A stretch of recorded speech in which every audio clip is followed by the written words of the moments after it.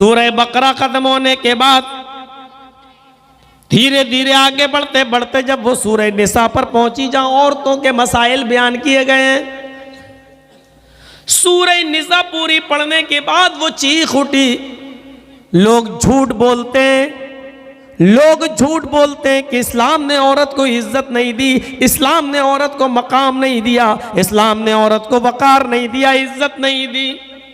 इस्लाम से ज्यादा तो औरत की कोई इज्जत करने वाला है ही नहीं, इस्लाम से ज्यादा औरत की कोई एहतराम करने वाला, इज्जत करने वाला कोई मजहब ही नहीं है। 2 महीने के बाद वो उसी लड़की की माँ के पास आती है और कहती है कि मुझे भी इस्लाम का कलमा पढ़ा दो। उस औरत ने उसको गुस्ल कराया और फिर कलमा पढ़ाया, अशहदु अल्ला इलाहा इल्लल्लाह व अशहदु अन्ना मुहम्मदन अब्दुहु व रसूलुहु। वो कलमा पढ़कर इस्लाम ले आती है और जिस दिन से इस्लाम लाई उस दिन से इस्लामी लिबास पहनना शुरू कर दिया। ये 26 साल की हेड मिस्ट्रेस जो कल तक स्कर्ट पहनकर जाया करती थी पढ़ाने के लिए, आज शलवार पहने हुए है, कमीज पहने हुए हैं, हाथों में ग्लव्स भी हैं, पैरों में सॉक्स भी हैं और सर के ऊपर अबाया, बुर्का भी है, नकाब भी है, चेहरा भी छिपा हुआ है। अब वो इस तरीके से पढ़ने के लिए जब पढ़ाने के लिए जाती है, फिर उसके ऊपर केस होता है स्कूल मैनेजमेंट की तरफ से।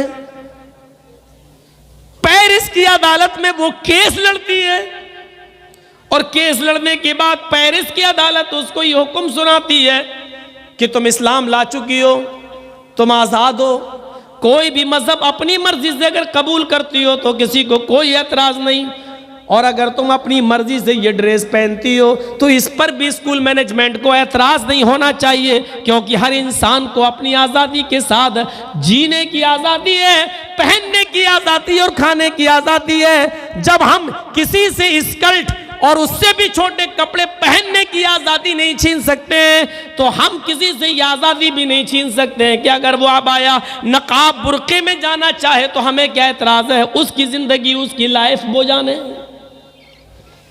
मुकदमा जीत जाती है और आज भी वो पेरिस की उसी यूनिवर्सिटी में नकाब लगा के जाती है। ये छोटी सी बच्ची उसके ईमान लाने का ज़रिया बन गई। उस बच्ची ने क्या कहा था, मेरी समझ में नहीं आता कि मैं किसकी मानूं किसकी नहीं। अच्छा, किसी और की भी मानती हो? कौन है जो तुम्हें ये कपड़ा पहन कर आने के लिए बोलता है? इस लड़की ने क्या कहा था, वो है मेरा अल्लाह, मेरा अल्लाह, मेरा अल्लाह। कल तक गैर मुस्लिम, कल तक ईसाई भी अल्लाह का नाम सुनते थे तो लरज जाते थे, छड़ी उनके हाथ से गिर जाया करती थी, अल्लाह का खौफ उनके दिलों में आ जाया करता था, और यही लफ्ज अल्लाह सुनकर वो ब्लैंकेट के नीचे सोचने पर मजबूर हो जाया करते थे, और इसी अल्लाह के खौफ की वजह से वो ईमान लाने पर मजबूर हो जाया करते थे। ये था अल्लाह के नाम का जिक्र। आज हम हैं, मुसलमान हैं, अल्हम्दुलिल्लाह, मोमिन इस्लाम के मानने वाले हैं, लेकिन अल्लाह का अदब और एहतराम यह है कि मुअज्जिन अजान दे रहा है, मस्जिद की ऊंचाई पर खड़े होकर उसकी आवाज हमारे कानों में आ रही है, अल्लाहु अकबर, अल्लाहु अकबर, ये आवाज हमारे कानों में आती है। लेकिन मस्जिद ही के बगल में चाय की होटलों पर हम बैठे हुए हैं, हम चाय पी रहे होते हैं, जमात हो रही होती है लेकिन हम चाय पी रहे होते हैं, जमात होकर नमाज से मस्जिदों से निकलते हुए नमाजी निकल रहे होते हैं, लेकिन हम कैरम बोर्ड खेल रहे होते हैं। मेरे प्यारे साथियों, जब हम मुसलमान होकर अल्लाह का नाम आने से हमारे दिलों में कपकपी पैदा नहीं होती है तो गैरों के दिलों में कपकपी क्यों पैदा होगी? जब हम अल्लाह का नाम सुनकर, अल्लाह का जिक्र सुनकर जब हमारे अंदर, हमारे दिलों में दहशत तारी नहीं होती है तो गैरों के दिलों में दहशत तारी कैसे होगी? हम अंदाजा लगाएं और ईमानदारी के साथ बताओ, रोड पर मस्जिद है, क्या इस मस्जिद से नमाजी जब नमाज पढ़ के निकलते हैं तो क्या उनकी आंखों के सामने होटलों पर चाय नहीं पी जा रही होती है? क्या उनके सामने कैरम बोर्ड नहीं खेले जा रहे होते हैं? क्या इन नमाजियों के सामने मुसलमानों की दुकानें नहीं खुली हुई होती हैं क्या? सिर्फ इन मुट्ठी भर नमाजियों के लिए मस्जिद बनी थी? तुम्हारे लिए नमाज माफ थी? तुम्हारी गैरत ने, तुम्हारे ईमान ने, तुम्हारे इस्लाम ने ये कैसे गवारा कर लिया कि अजान हो जाने के बाद भी तुम दुकान खोले बैठे हो? तुम्हारे कलेजे और तुम्हारे दिल ये कैसे बर्दाश्त कर लेते हैं? अजान हो जाने के बाद भी तुम दुकानें खोले हुए हो, अजान हो जाने के बाद भी तुम्हें मस्जिद में जाने की तौफीक नहीं हो रही है। तुम्हारे दिल और तुम्हारे कलेजे इतना बड़ा कारनामा कैसे अंजाम देने पर मजबूर हो जाते हैं, मेरी समझ में नहीं आता।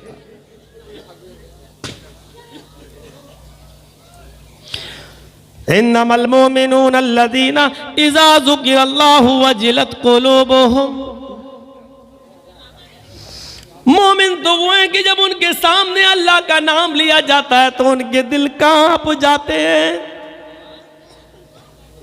वो एक जंग थी गालिबन ग़ज़वे तबूक, वहां से लौट कर आ रहे हैं अल्लाह के नबी और आपके सहाबा। मुसलसल कई दिन चलने के बाद थके हुए, बियाबान जंगल आ गया, एक कदम भी आगे बढ़ने की हिम्मत नहीं हो रही है। अल्लाह के रसूल थोड़ी सी इजाजत दे दीजिए, हम अपने सरों से अमामा उतार लें, जमीन पर बिछा लें, थोड़ी देर अपनी कमर सीधी कर ले। कई दिन हो गए मुसलसल चलते हुए, आराम नसीब नहीं हुआ। ये घना बाग है, ये घना जंगल है, दरख्तों की भरमार है। हम इन दरख्तों के साए में सो जाते हैं, थोड़ी देर आराम करेंगे फिर चल देंगे। आपने कहा मैं भी थका हुआ हूं, चलो जिसको जहां जो दरख्त मिले उसके साए में आराम कर ले। एक दो इधर सो गए, एक दो उधर सो गए, एक दो उधर सो गए। अल्लाह के नबी सल्लल्लाहु अलैहि वसल्लम को भी जहां जगह मिली, एक दरख्त के साए में आप ने वहां चादर बिछा ली और आपकी जो तलवार थी आपने उसी दरख्त के ऊपर लटका दी। लेट गए, लेटे थे कि सो गए। सहाबा थके थे गहरी नींद में। कुछ सहाबियों को खर्राटे भी आ रहे हैं।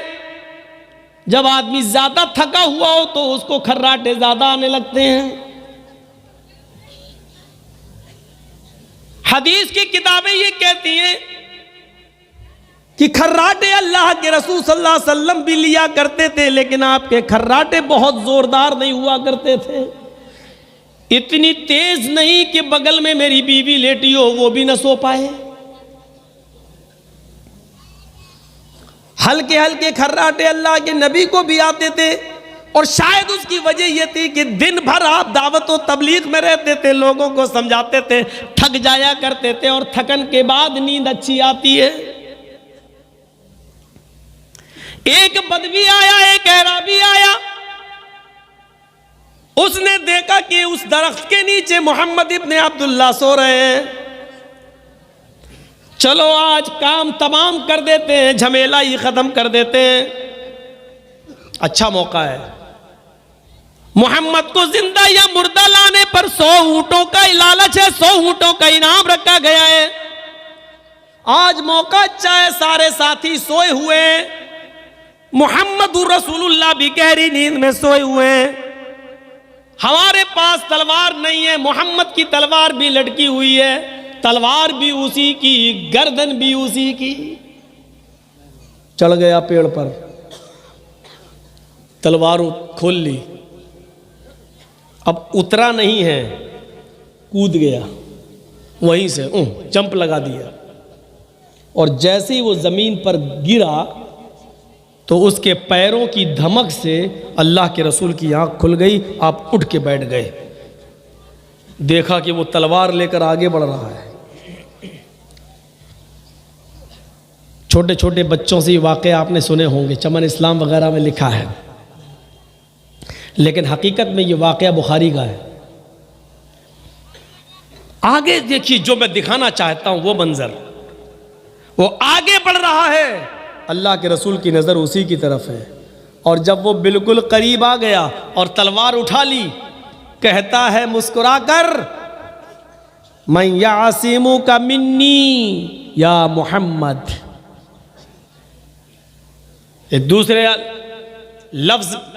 दूसरा भी लफ्ज इस्तेमाल हुआ, मैं यमनउ का मिन्नी या मोहम्मद। आज कौन रोकेगा मुझे तेरे कत्ल से? आज मुझे कोई नहीं रोक सकता तेरे कत्ल से। कौन रोकेगा? मैं यमनउ का मिन्नी। आज कौन रोकेगा मुझसे तुझे बचा ले?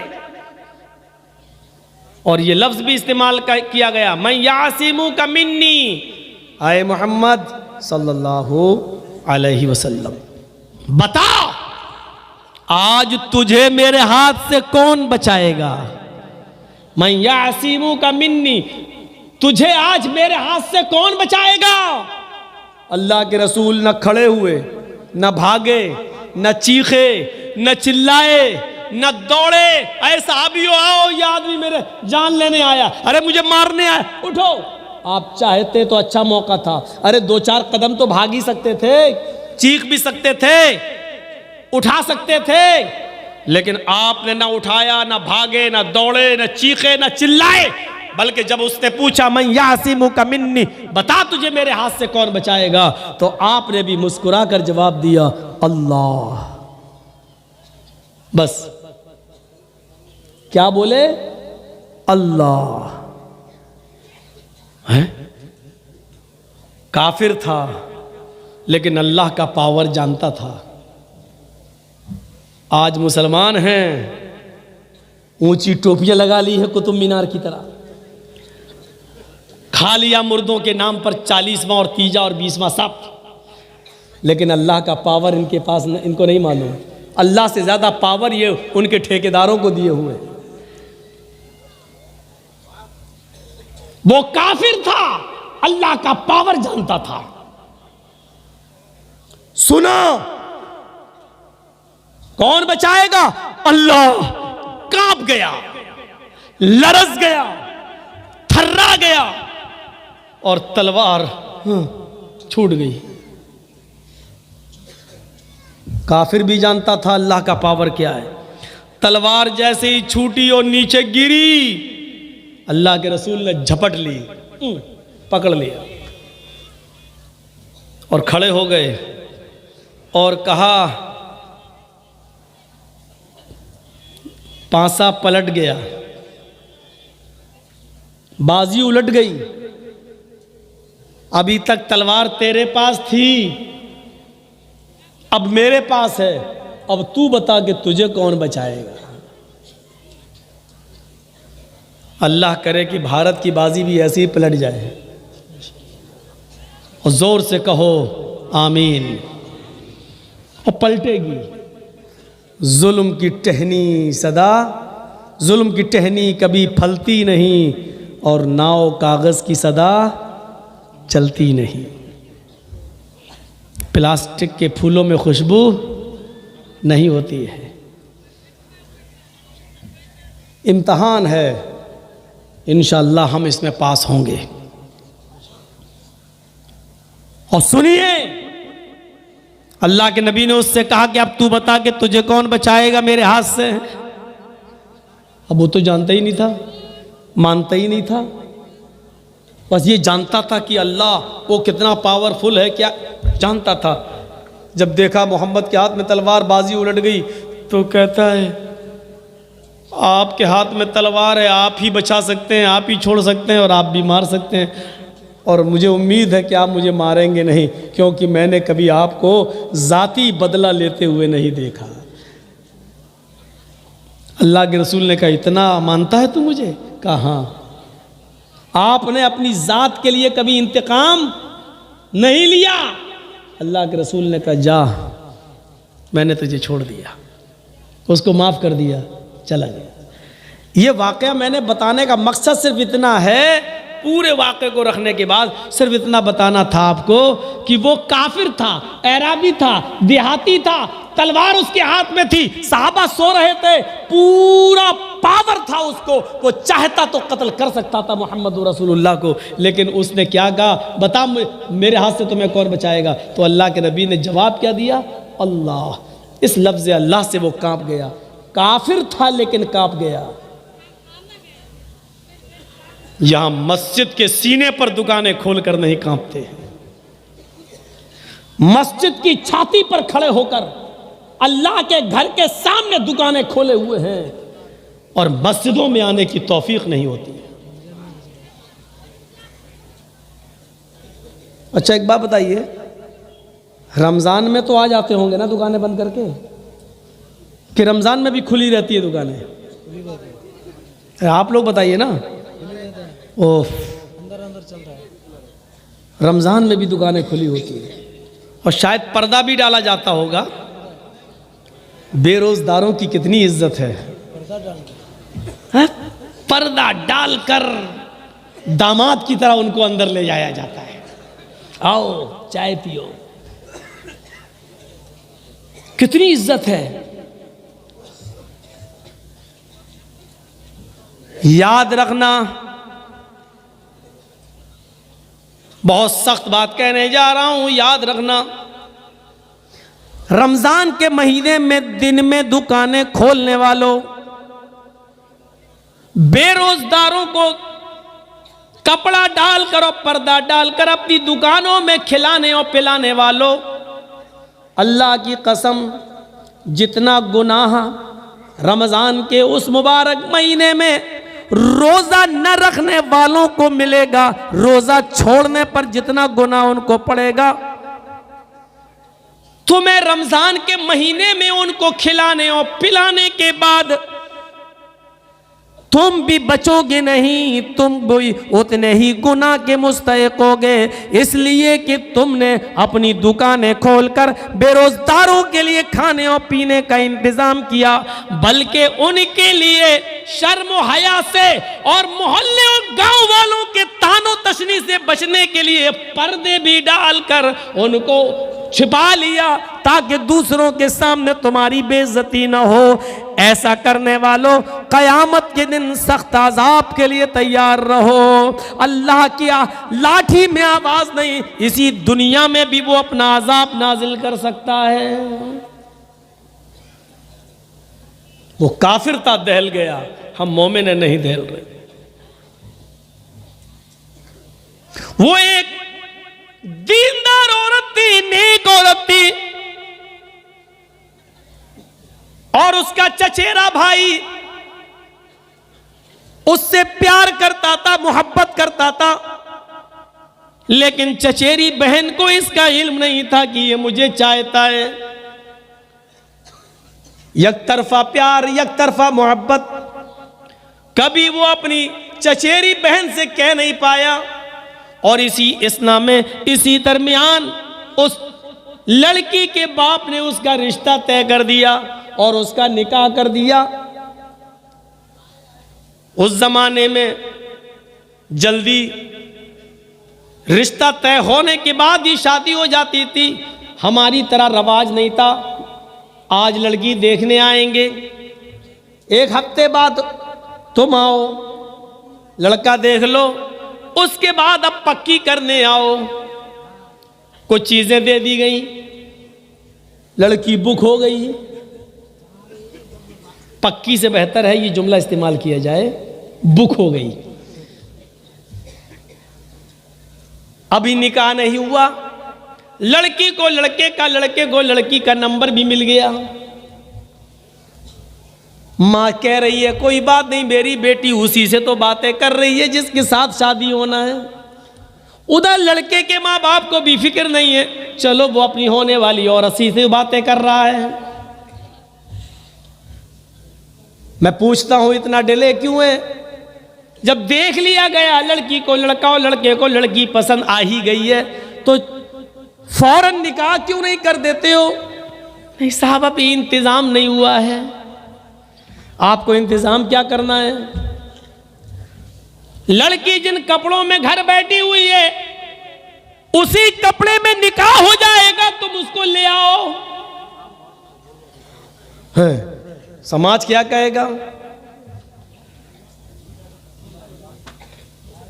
एक जायज तरीका है, तुम्हारे पास कुछ नहीं है, लड़की जो कपड़े पहने हुए उसी कपड़े में निकाह विदा हो सकती है, ये जायज तरीका है। लेकिन ये समाज को अच्छा नहीं लगता, समाज को ये अच्छा लगता है मंगनी हो गई, निकाह नहीं हुआ, 2 साल तक पेंडिंग में पड़ा है रिश्ता, लेकिन लड़की लड़के की मोटरसाइकिल पर बैठ कर जाए आए, मोबाइलों पे बातें करे और एक दूसरे के घरों पर आना जाना रहे, इसको समाज बुरा नहीं समझता है। ऐसा समाज अगर किसी मुआशरे में रह रहा है जो इसको बुरा नहीं समझता है, तो आए समाज वालों, तुम्हारे अंदर से रूह निकल चुकी है। अल्लाह की कसम, ये समाज आईसीयू पर लेटा हुआ है, हॉस्पिटल में बीमार है, आईसीयू पर लेटा हुआ है, जैसे आईसीयू से निकाला गया और ये समाज मर जाएगा, इसके अंदर रूह नहीं है, वो तो आईसीयू की ऑक्सीजन से जिंदा है। जैसे ही नाक का नथुना हटाया गया और इसकी रूह निकल गई। ऐ समाज वालों, अगर इसको अच्छा समझते हो और उसको बुरा समझते हो तो तुम मर चुके हो, तुम मरे हुए हो। मौलवी जर्जीस मुर्दों से खिताब कर रहा है, आईसीयू में लेटे हुए, आईसीयू में पड़े हुए मरीजों से खिताब कर रहा है। मैं किसी जिंदा कौम से नहीं बोल रहा हूं, यह जलसा मैं जिंदा कौम को नहीं सुना रहा हूं, यह कुरान व हदीस में जिंदा लोगों से को नहीं बता रहा हूं, बल्कि मरीज आईसीयू पर लेटी हुई कौम के सामने मैं पेश कर रहा हूं। अगर इसको अच्छा समझता है समाज और उसको बुरा समझता है, तो ऐसा समाज को चुल्लू भर पानी में डूब के मर जाना चाहिए। यह समाज है। मंगनी हुई, बस रिश्ता तय हुआ, अभी निकाह नहीं हुआ और मोबाइलों पे बातें कर रहे हैं दोनों, यह अच्छा है। वो अपनी मोटरसाइकिल पे, क्या एक ही स्कूल में पढ़ते हैं, उसके साथ जाती है, वह तेरे बाप का राह चल रहा, और समाज इसको अच्छा समझता है। अरे समाज तो छोड़ो, अगर लड़की का बाप और लड़की की मां ये जानती है कि मेरी बेटी उस लड़के से बात कर रही है जिससे रिश्ता तय हो गया है, तब भी वो गलत कर रही है, ये जानते हुए भी उसको बात करने की परमिशन दे रही है, तो वो मां नहीं डायन है, वो मां नहीं चुड़ैल है। और कौन से जुमले इस्तेमाल करें, इसके बावजूद भी शर्म नहीं आती। कैसे तुम्हारा ज़मीर गवारा कर लेता है। और सुनो, जिसके साथ रिश्ता तय हो गया है, जब निकाह से पहले मोबाइल पर उससे बात करना जायज़ नहीं है, तो जिनके साथ निकाह तय ही नहीं हुआ उनसे बातें करने की इजाज़त कहां से हो जाएगी? नुक्ते निकालो। जिसके साथ रिश्ता तय, 1 साल के बाद शादी होना है, निकाह होना, जब उसके साथ बात नहीं कर सकती और मां जानती है कि मेरी बेटी बात कर रही है, तो वो मां नहीं डायन है, तो दूसरों से बातें करने वाली कौन हुई? और मां जानती है कि मेरी बेटी दूसरे से बात कर रही है, तो वो कौन हुई? अब इससे आगे कुछ बोलूंगा तो पता चला कि अगले साल से मौजमपुर वाले कहेंगे मौलाना जर्जीस को तलाक दे दो, अब नहीं बुलाऊंगा। इससे आगे क्या बोल? हाँ, जलसे में भी तलाक, हम वो वाली तलाक नहीं कह रहे हैं, वो तो सिर्फ औरत को मिलती है। तलाक का मतलब छोड़ देना। आप कहोगे ये क्या कह रहे हैं? वो चचेरी बहन थी, लड़का कह नहीं पाया, बाप ने बेटी की शादी कहीं और कर दी। बुखारी शरीफ की हदीस है, बुखारी शरीफ में ये वाक़या मौजूद है। चंद सालों के बाद 2-3 बच्चों की मां बन गई वो लड़की। उसका शौहर बीमार हो गया, चारपाई से उठने के लायक नहीं रहा, बिस्तर पकड़ लिया। बच्चों पर भूख की नौबत आ गई। इसने सोचा कि मेरा चचेरा भाई थोड़ा पैसों वाला है, अमीर है, चले उससे जाके थोड़ी सी मदद ले ले। वो आती है, दरवाजा खटखटाती है। चचेरे भाई ने दरवाजा खोला, सामने देखता है कि मेरी चचेरी बहन खड़ी है। अंदर आओ। कैसे आना हुआ?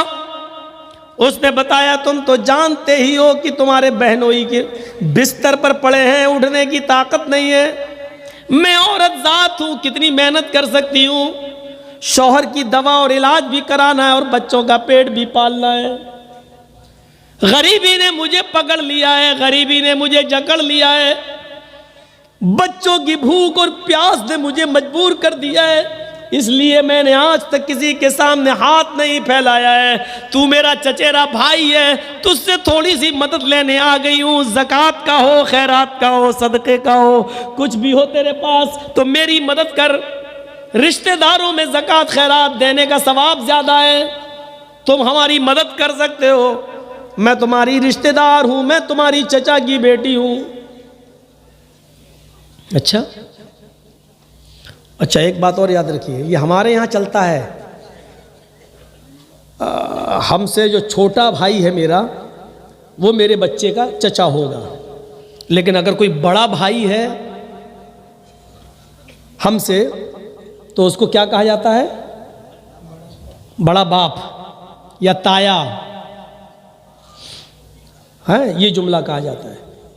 लेकिन माफ़ कीजिएगा, हदीस के अंदर ये बड़ा बाप छोटा बाप ये कुछ नहीं है। वहाँ बड़ा हो या छोटा हो सब चचा है।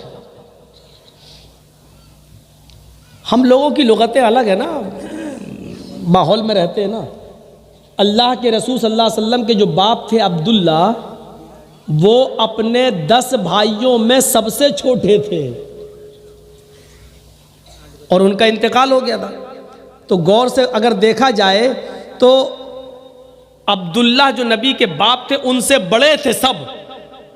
अबू तालिब बड़े थे, हमजा बड़े थे, अब्बास बड़े थे, सब अल्लाह के नबी के बाप से बड़े थे रिश्ते में, वो उम्र में सब बड़े थे। लेकिन अल्लाह के रसूल ने सबको चचा कहा, सबको। हमजा चचा, अबू लहब चचा, अब्बास चचा। इसका मतलब ये हुआ कि बड़े बाप को भी चचा ही कहना चाहिए। शरीयत का तकाजा यही है। हमारी और आपकी डिक्शनरी अलग है क्या?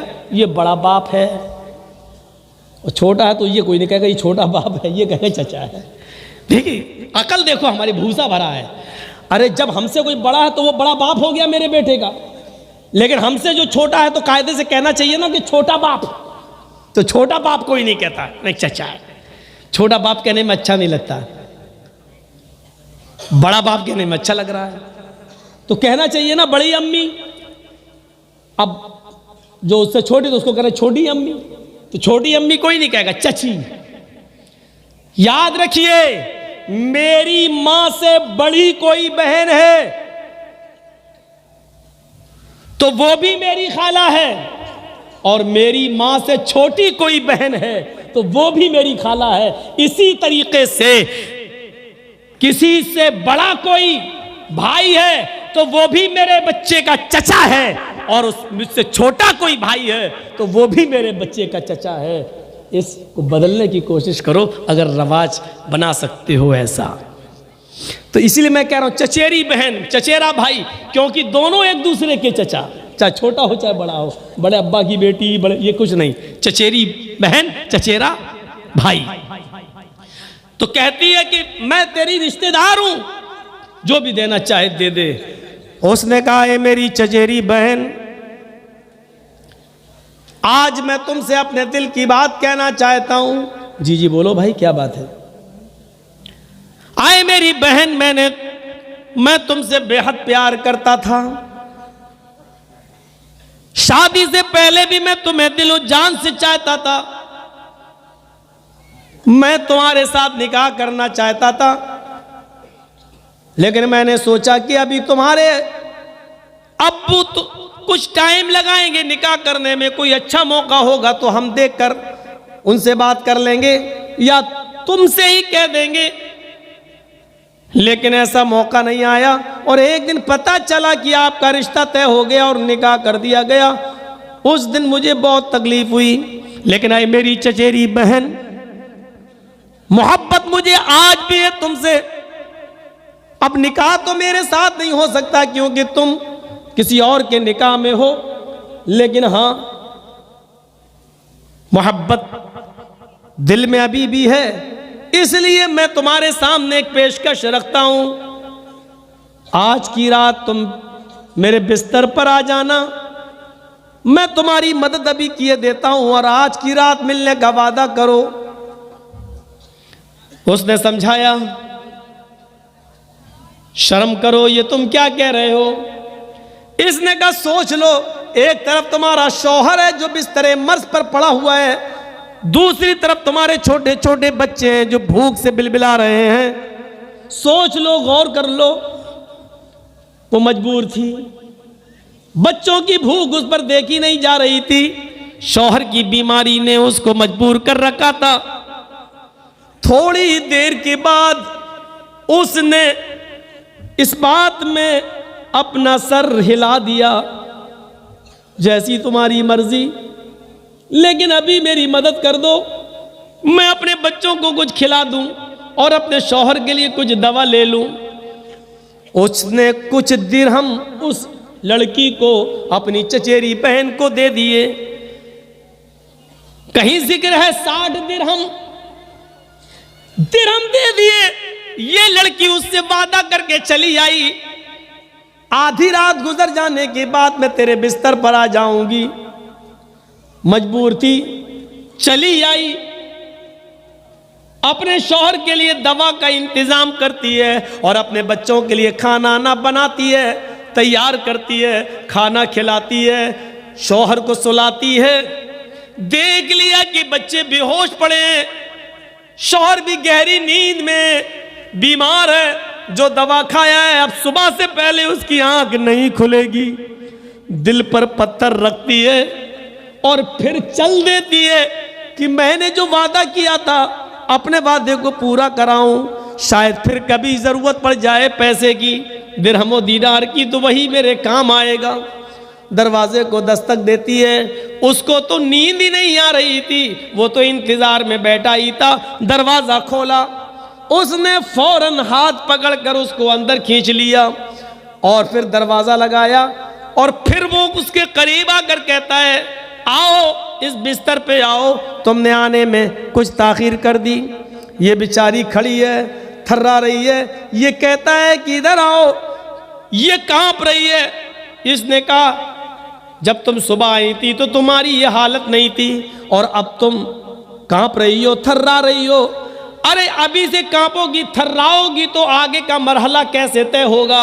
अभी तो हमें और तुम्हें आज की रात हमें तुम्हारे साथ, तुम्हें मेरे साथ गुजारना है, आगे के मरहले भी तो तय करना है। ये तुमने अपनी क्या हालत बना ली है। वो डरती जा रही है, उसके चेहरे का रंग बदलता जा रहा है, सुर्ख होता जा रहा है। जब देखा कि वो अपनी जगह पर खड़ी है तो ये उसकी तरफ बढ़ता है और उसका हाथ पकड़कर कहता है, आओ ना, चलो ना बिस्तर पर। जैसी उसने उसका हाथ पकड़ा, इस लड़की ने अपने चचेरे भाई का हाथ हटाते हुए